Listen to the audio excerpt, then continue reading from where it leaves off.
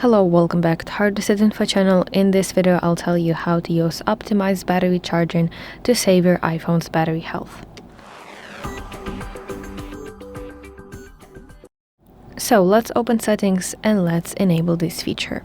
You want to select battery section. Now let's scroll and find charging. And here, please make sure that feature optimized battery charging is enabled.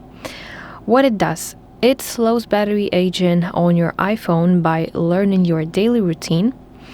So it activates only when your iPhone, let's say, predicts that it will be connected to a charger for a long period, such as overnight, for example, while asleep. Additionally, if you want to further extend battery lifespan, you can set a charging limit to 80% or 85% in order to stop your iPhone charging at the set limit, at 80%, for example. But if necessary, if you, for example, need your phone at 100, then of course you can disable this limit, and let's select allow until tomorrow.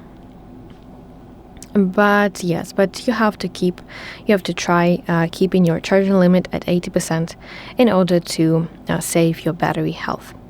So that is basically it. Thank you for watching. If you find this video helpful, please like it and subscribe to our channel to see more content like this.